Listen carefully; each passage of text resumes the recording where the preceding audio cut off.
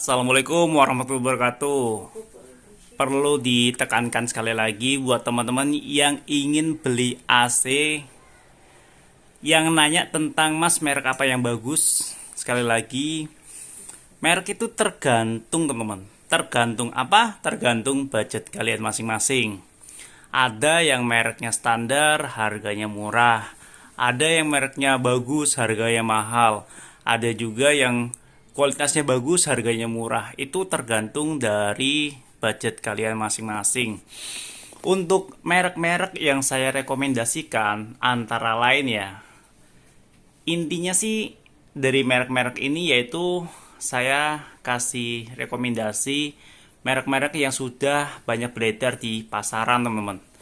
Misalkan nih kayak AC yang saya pakai, AC Sharp AH A5UCY, merek Sharp, lalu merek AC Daikin, lalu merek AC Gree, lalu ada juga LG ya kan dengan dual inverternya, lalu merek selain itu ada AC Samsung, terus ada juga AC apalagi Polytron, ada juga AC Panasonic, lalu AC Changhong, mungkin AC Media, AC Aux, dan lain sebagainya.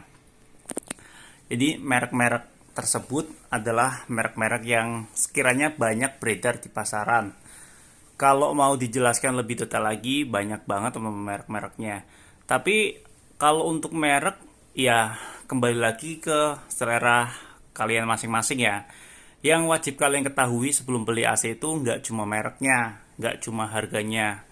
Yaitu kalian harus tahu tentang kebutuhan BTU akan ruangannya.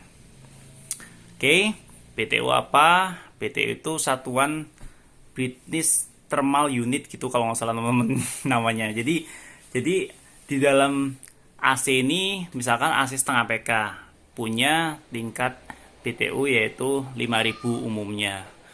Dan AC 1 PK punya 9 BTU, 9000 BTU teman. AC 3/4 PK punya 7000 BTU dan lain sebagainya. Yang perlu kalian ketahui itu hal-hal tersebut teman-teman sebelum beli AC. Misalkan ruangannya mau dipakai untuk apa? Kamar misalkan. Ruangan yang jarang buka tutup, rekomendasi saya ya pakai AC inverter. Lebih bagus inverter teman-teman. Jika kalian punya dana lebih misalkan 5 juta, AC inverter yang bagus itu apa? Kalian bisa gunakan AC Daikin inverter. Kalau budgetnya hanya maksimal 4 juta, kalian bisa gunakan LG dual inverter dan lain sebagainya. Panasonic juga bagus, Polytron juga bagus, dan juga Sharp juga bagus. Macam-macam teman-teman. Tapi kalau saya pribadi, karena kenapa saya beli AC ini cuma 2,4 jutaan. Kenapa saya beli AC ini? Karena waktu itu, jadi gini teman-teman ceritanya. Waktu itu saya hanya punya budget maksimal 3 juta. Ya, kalau saya ambil AC dengan spek yang bagus, maka ya duitnya nggak ada. Karena saya punya budget hanya 3 juta, AC ini saya beli di offline teman-teman, harganya 2,9 jutaan. 2,9 juta saya harus tapi waktu 2,9 juta itu saya dapat pipa mereknya kalau nggak salah Mandiri 0,4 mm ketebalannya. Saya ganti tuh dengan merek Hoda. Dan pipa itu saya beli per meternya sekitar 50.000, saya beli 4 meter teman-teman. Jadi pipa itu saya ganti merek Hoda karena dengan pipa yang tipis, kalau AC-nya sudah R32 seperti ini, maka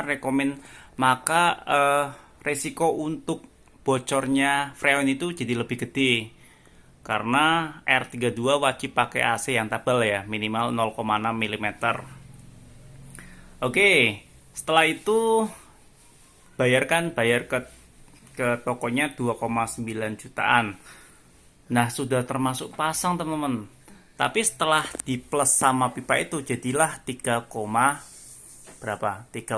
jutaan, dan saya ngasih tips ke teknisinya itu 100.000 jadinya 3,2 jutaan gitu teman-teman.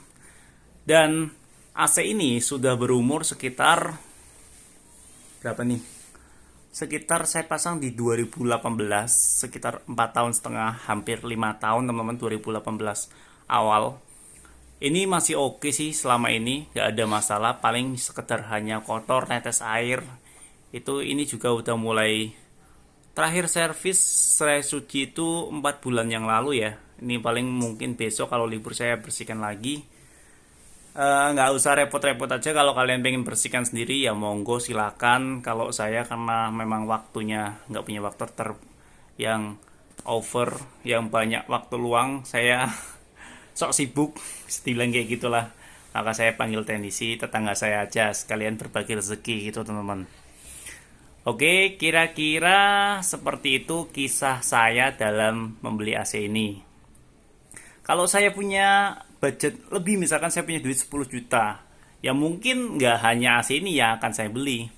Mungkin saya akan beli Daikin inverter yang harganya 4,5, mungkin 5 jutaan.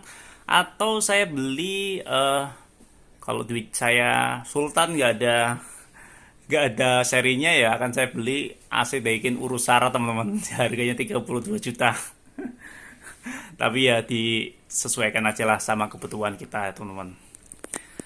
Nah, selain BTU juga kalian harus tahu ya perlengkapannya dan pemasangan yang bagus. Jadi AC yang bagus itu harus dilengkapi dengan perlengkapan yang bagus.